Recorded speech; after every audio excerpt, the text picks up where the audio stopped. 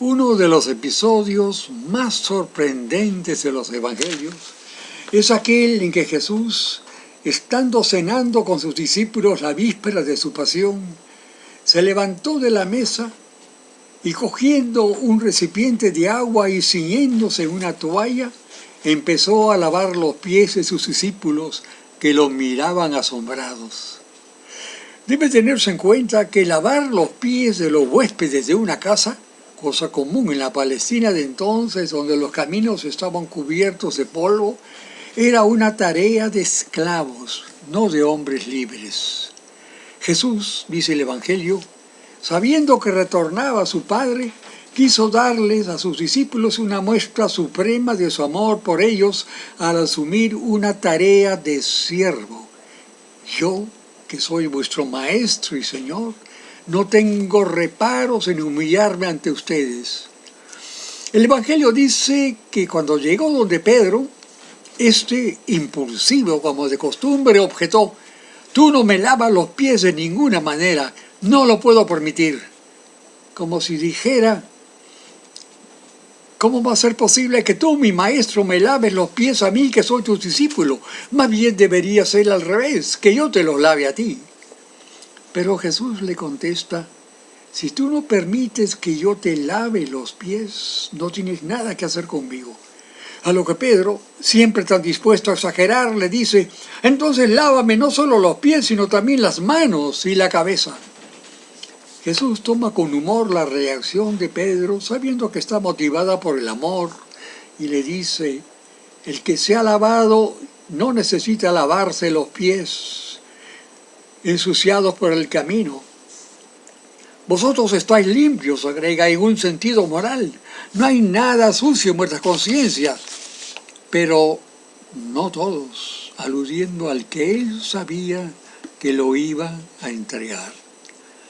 ¿Podemos nosotros decir que estamos limpios de toda intención torcida? ¿Que somos francos y abiertos con Jesús y de paso con todos aquellos con los que tratamos? ¿Que nunca nos comportamos como Judas, que lo vendió por 30 monedas de plata?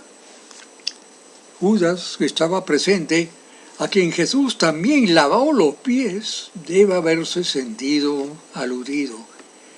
¿Qué puede él haber pensado? Cuando Jesús se le acercó para lavarle los pies, él no protestó como Pedro. Dejó nomás que Jesús hiciera su tarea. ¿Sentiría remordimientos por lo que dentro de pocas horas iba a hacer? ¿O se avergonzaría de su propia maldad? Nada lo permite creer. De otro lado, podemos imaginar a Jesús humillándose ante el hombre que él sabía que por codicia lo iba a traicionar. De esta manera Jesús le estaba diciendo: «Aunque tú me traicionas, yo no te odio, yo te sigo amando y te abrazaría con cariño si desistieras de tu mal propósito». Posiblemente el propósito de Jesús al lavarle los pies a Judas era precisamente tocar su corazón, hacer que volviera atrás y desistiera de su mal designio. Pero era inútil. Judas había entregado su alma a Satanás. Se la había vendido por 30 miserables monedas, por una ganancia irrisoria. ¿Y cuántos hombres y mujeres hay que se han vendido a Satanás por una miserable ganancia económica o por un placer momentáneo? Esto es algo que ocurre constantemente.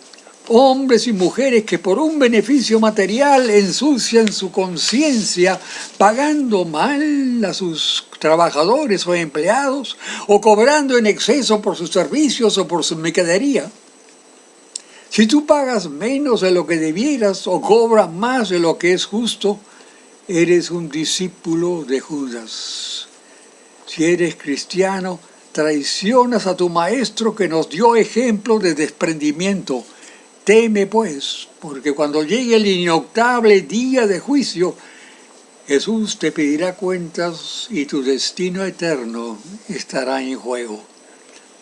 Cuando Jesús hubo terminado de lavarle los pies a todos, él les dijo: «Vosotros me llamáis Maestro y Señor, y hacéis bien porque lo soy.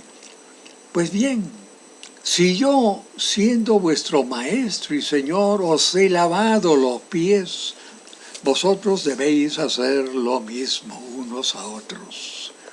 Esto es, debéis estar dispuestos a serviros unos a otros, humillándoos si fuera necesario, o afrontando una pérdida económica, o asumiendo un gran sacrificio personal, incluyendo el perder la propia vida. En esto consiste la caridad cristiana, en darse a sí mismo por el bien de otros. Esto es lo que en la práctica hacen muchas madres por sus hijos. Dios ha puesto en su ser un corazón generoso que no teme afrontar un gran dolor, un gran sacrificio por el bien de su hijo o hija.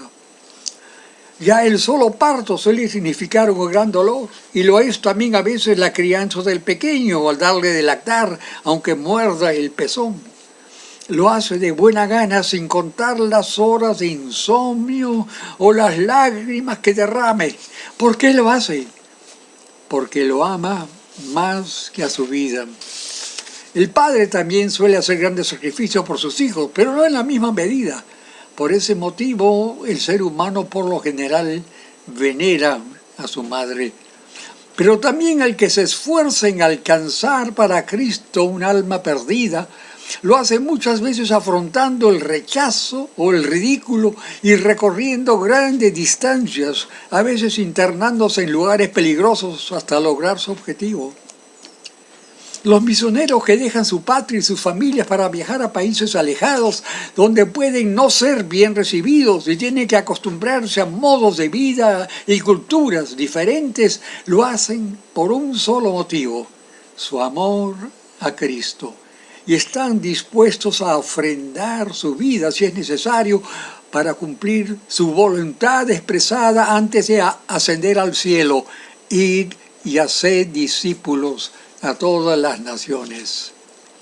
Entre los muchos misioneros heroicos, a mí me impresiona especialmente el santo apóstol de Malakai, que por predicar a los desahuciados permaneció en un leprosorio sabiendo que se contagiaría con la terrible enfermedad que lo desfiguró y acabó con su vida. ¿Por qué lo hizo? Por cumplir el mandato de Cristo. ¿Se imaginan cuál habrá sido su recompensa? O pensemos en los médicos y enfermeras que en la actual pandemia se han enfermado o perdido la vida por atender a los contagiados por el COVID-19. ¿Qué los mueve? Un sentido instintivo del deber. Eso es una forma de cumplir el mandato de Cristo expresado cuando lavó los pies a sus discípulos. O pensemos en los policías que arriesgando sus vidas se han contagiado y han muerto por cumplir su obligación de mantener el orden y reprimir a los irresponsables que no acatan las normas dictadas para evitar la propagación de esta enfermedad cruel y terrible. Muchos de ellos quizá no sean creyentes, pero en muchos casos actúan como si lo fueran.